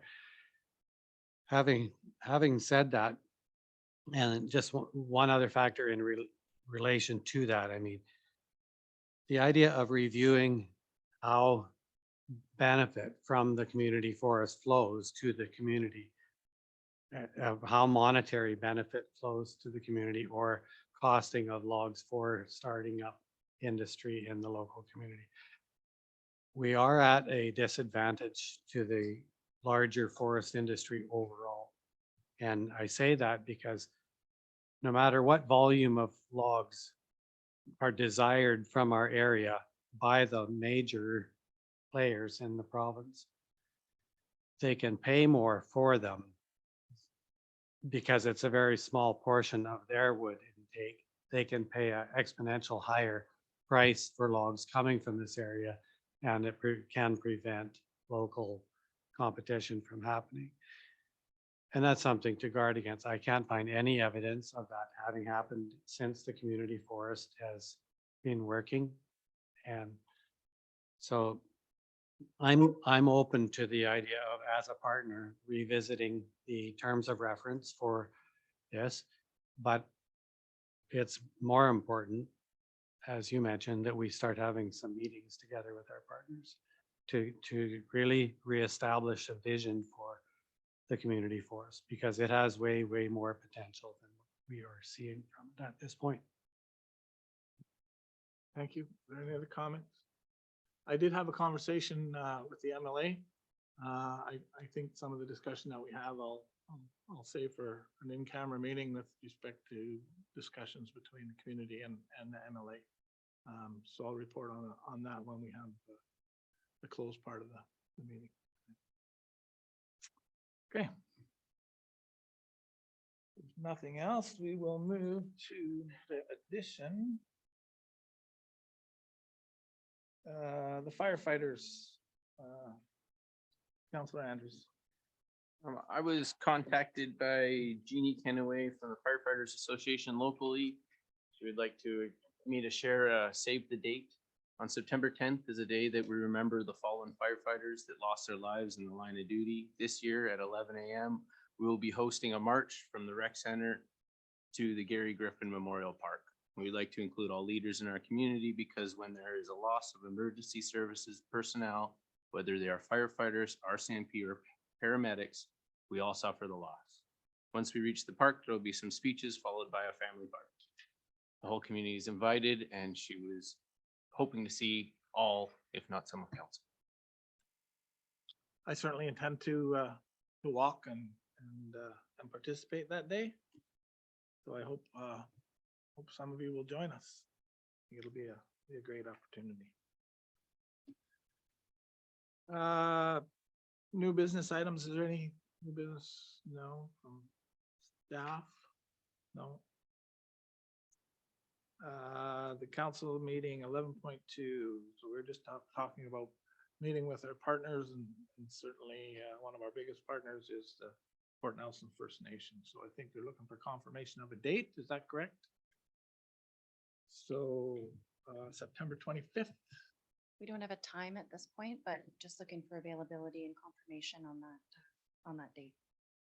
I suspect there will be some significant topic items for us to discuss. So, you know, I don't think it can be handled over a breakfast meeting. I'm suspecting at least half a day, if not full day. Is there any conflicts? Okay. Okay. I currently have no conflicts. If everybody could get back to staff as soon as possible so that we can get this meeting set up, that would be awesome. Standing items, are there any councillor reports? Councillor, you next. Before I headed out on holidays, we had a TAC meeting, but it was just a little short discussion because we had lack of quorum that night. I have got a museum update. The museum was open from May 15th until September 3rd. They hired 6 summer students and 4 full-time students that were grant funded either by Canada Summer Jobs or Young Canada Works. The 2 part-time were funded by the Historical Society itself. This year, 4,891 people came through the doors compared to 4,926 the year before, a difference of 35 people.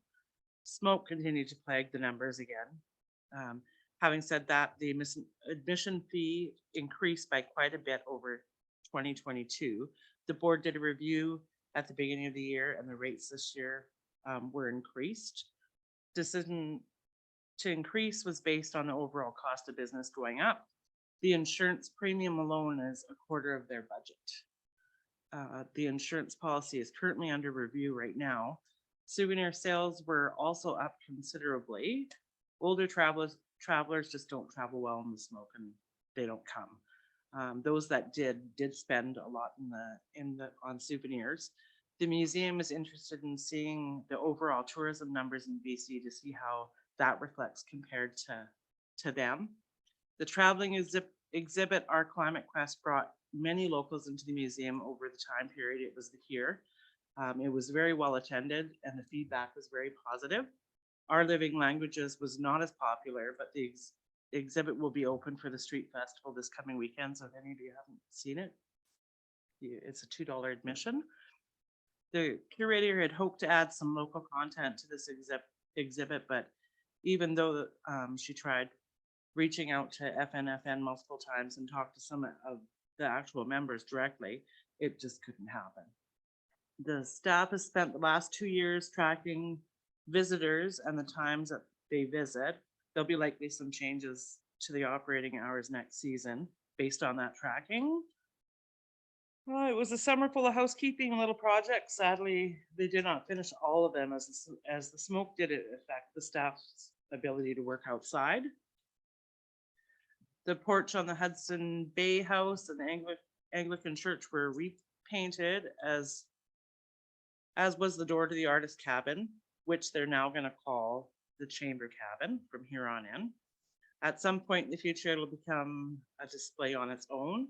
The skirting was constructed around the Northwest Tell building that they'd had moved last year. 2 windows were replaced, one in the trapper's cabin and one in the Bartlett house.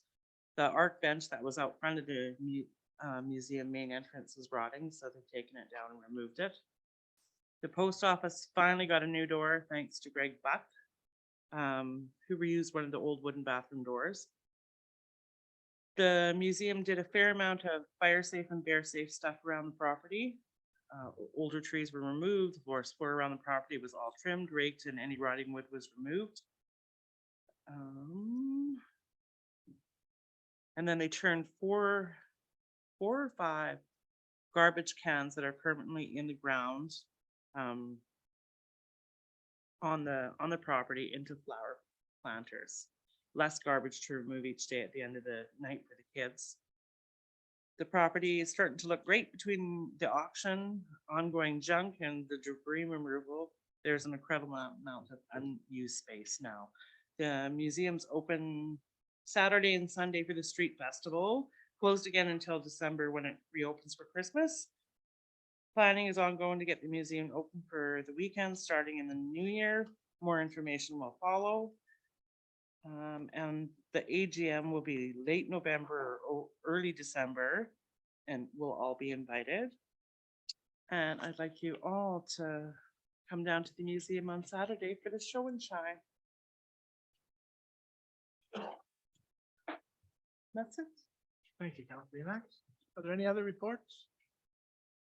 I guess then I will just report that the last council meeting, I had reported that I attended the Fort Nelson First Nation celebration, and that was a great time. And this past couple of weeks, and just it's all blurring together on me now, but I attended the Prophet River Treaty Days, which was went down there Friday and Saturday.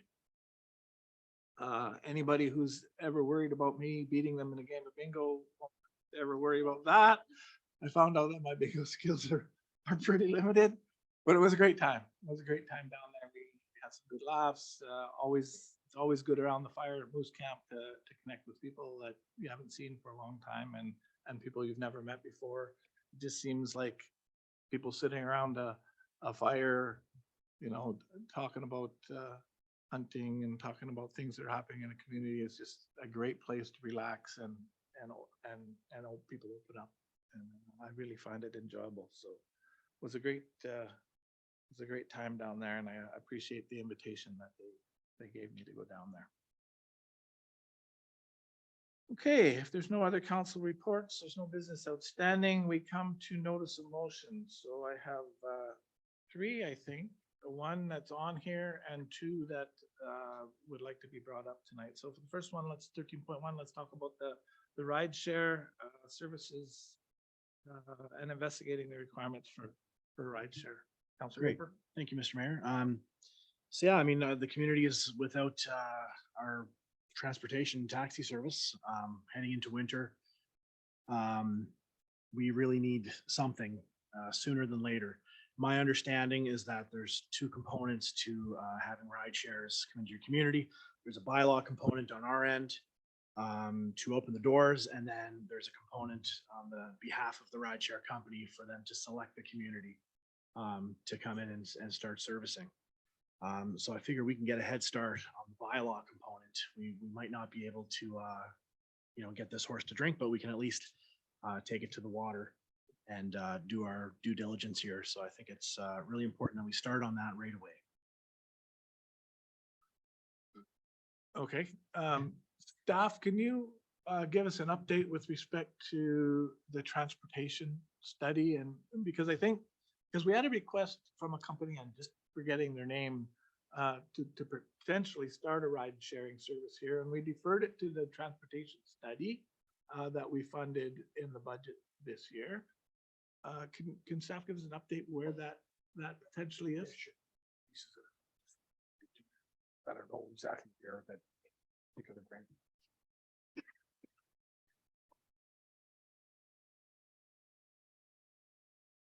So I think that the company that you may be referring to is Coastal Rideshare. That's it. Yep. Okay, perfect. So we do have information on that, which we can bring back to council for the next meeting. So the transportation study, we are just successful in obtaining $150,000 grant for the Complete Communities grant. So our intent is to take the, if you remember in the budget process, the transportation project along with the housing needs assessment, community needs assessment, combining that into one project under the Complete Communities umbrella. So myself, Hillary, and Rada will be meeting on September 12th to go through that, to see what that looks like, and we'd be more than happy to bring that to back to council, just to give you a bit of an update on what we're contemplating with that grant opportunity and what that would look like in relation to transportation. Was ride sharing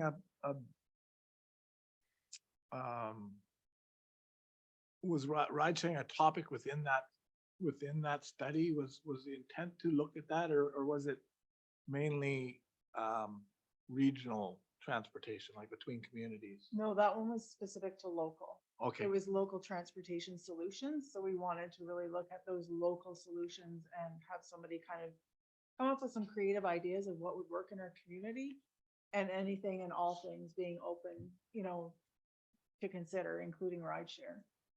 right. And so remind me of the timeline for the completion of that. Ish. Well, And the only reason I say that is whether or not we need to hive that Mhm. off to deal with the potential, right. the motion that's coming. So forward. we include it in the complete communities. We are required to have that project complete within 1 year, and we were just awarded, so it would have to be essentially done by next fall. Right. So not likely to have it done before the council's concerned about getting it done this winter. Right. But we can look into, so in addition to providing council with a bit of an update on, where we land with that project and what we're looking at, we can also bring back information around that coastal ride share so that you just a bit of a refresh on, what the potential is in that regard. Yeah, and I think if it is a question of a bylaw being put in place, I think having that bylaw put in place even before the results of that report come in next fall or whenever it arrives, I think that would just elevate the report, and get us ready to actually move on something. So I think I'm quite sure it's just a bylaw that we need to start with. I think that's a very simple thing to do for us. And I think it'd be worth starting that sooner than later.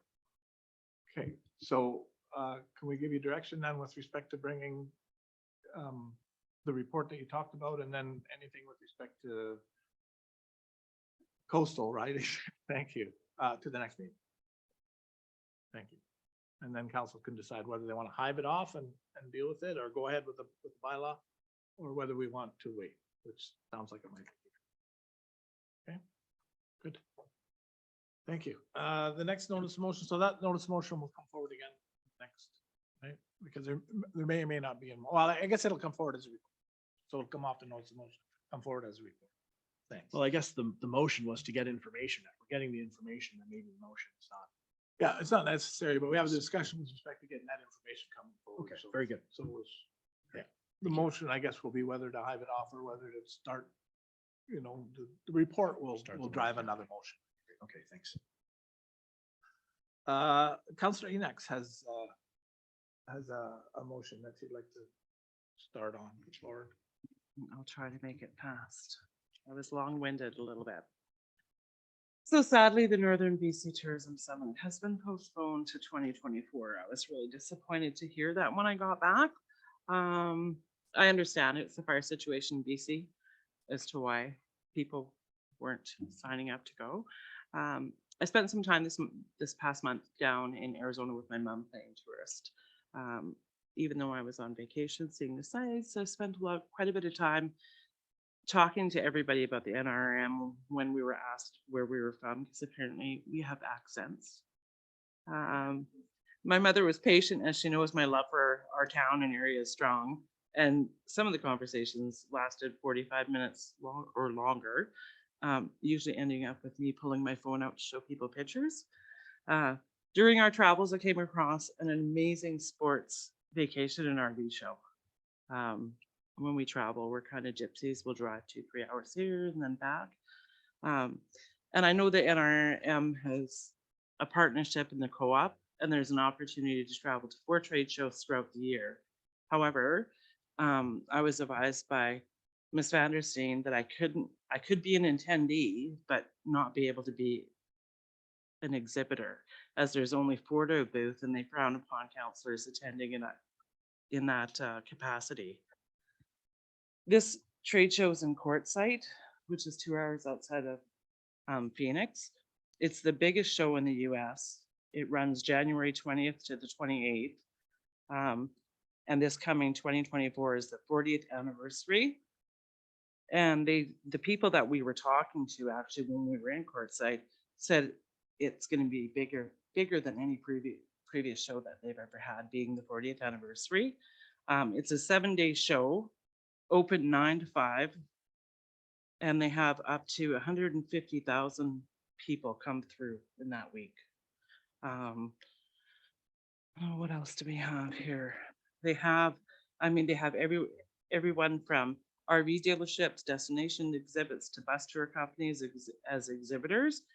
I think this would be an incredible opportunity to showcase the Northern Rockies.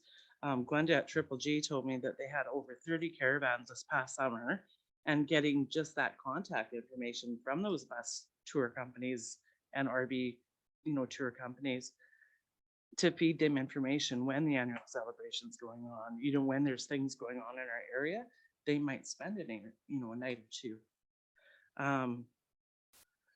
So that, I think that would be a great thing to get. Motion you're looking for. I would love to go and be able to present and showcase the Northern Rockies.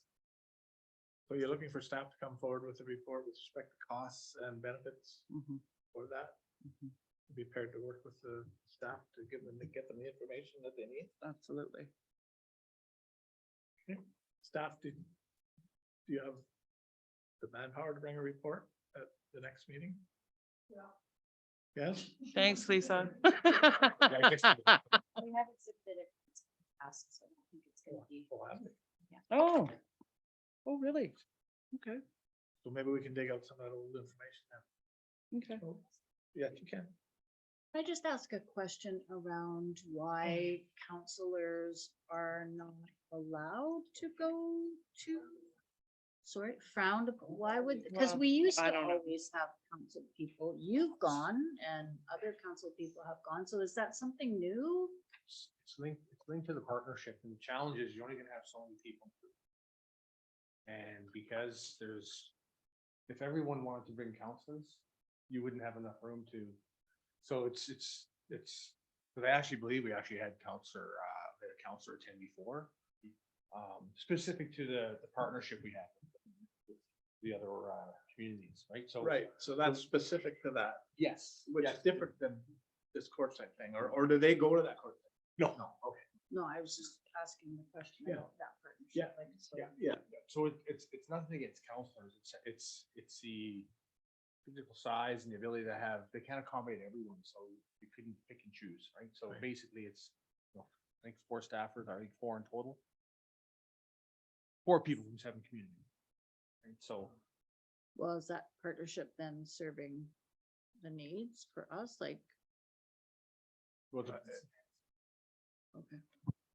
The last one I attended, I went and attended one in Calgary with the group, with the co-op, and they gave us schedules and stuff. So I spent more of my time outside of the booth.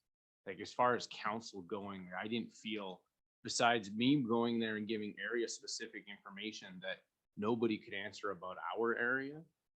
Then like that's where my benefit came. But with the schedule, I didn't get a lot of time in the booth per se. So I just kind of hung around and poached and gave information. So I didn't feel that the people there were representing the Northern Rockies to the fullest, but also they don't live here. So to have somebody who lives here to advocate for it is essential. But when it's a partnership group, I understand we're getting a really good deal for a lot of advertising. And the intent is, and that was some of the challenges too, I think, with the feedback, if you had some counselor, because the intent there with that partnership in the region.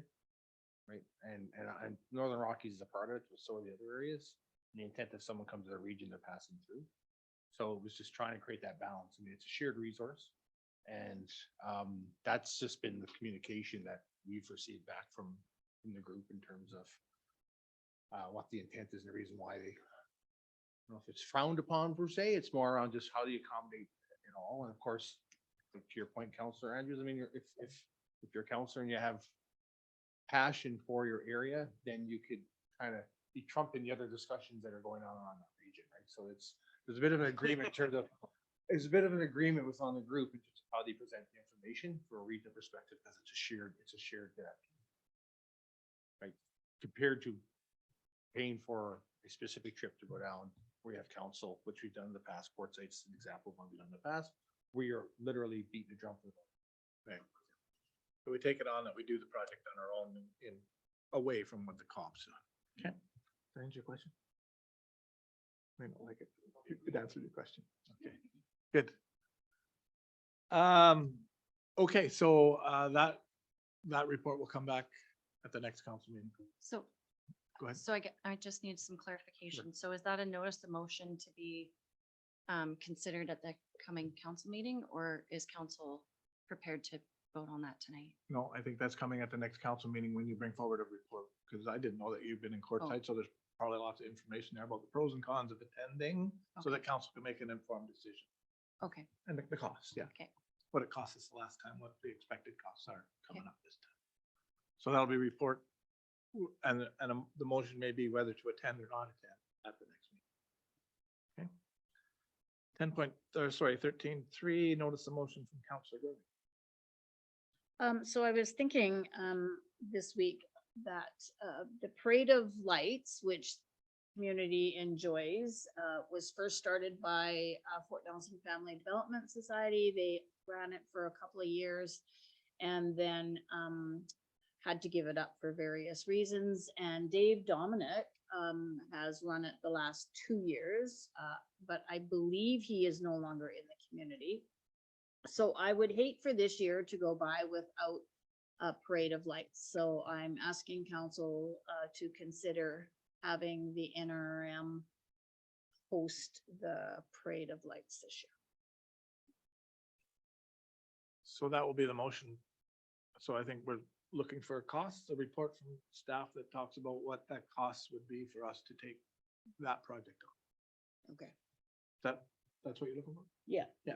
And then at the next meeting, the request to actually make the decision based off the report. Yep. Councilor Andrews? Would you be interested in looking for partnerships to host together? Oh, yeah, for sure, absolutely. I just want to see it happen in the community. So if there is another organization that is interested in taking it on, then I mean, that would be great, but I don't know that there is. So I just want to see it continue. Can you remind me of the normal dates of it? Is it in December? It is in December, yes. Yeah. Yeah. I'm not So sure. there's 3 or 4 months to. Yeah, sort of early get- December, yeah. To maybe even put out a call for somebody else, Yeah. a partner, whatever. Okay, good. Clear on that? Good, thank you. All right. Yeah. You guys are gonna quit coming to these because we just create work for you. Is there any, the public or media, have any questions? Anybody online? Okay, we're good there. Resolution to move into a closed meeting to discuss section 91B of the community charter, personal information about identifiable individuals who may be considered for municipal board. Moved by Councilor Roper, second by Councilor Andrews. All in favor? Opposed? Carried. We'll recess and to close meeting. Thank you. Thank you for that discussion in closed. We do have a report to rise with. If the corporate manager could read the resolution that we made, please. Moved by Councillor Gerwing, seconded by Councillor Roper, that Dr. Sabah Mohsen's application to the Northern Rockies Recruitment, Retention, Education and Training Incentive Program be approved in principle, subject to confirmation of eligibility with Northern Health. Carried unanimously. Thank you. Adjournment is in order. I'll just adjourn the meeting. Thank you. Thank you, everybody. It's not 5 to 9.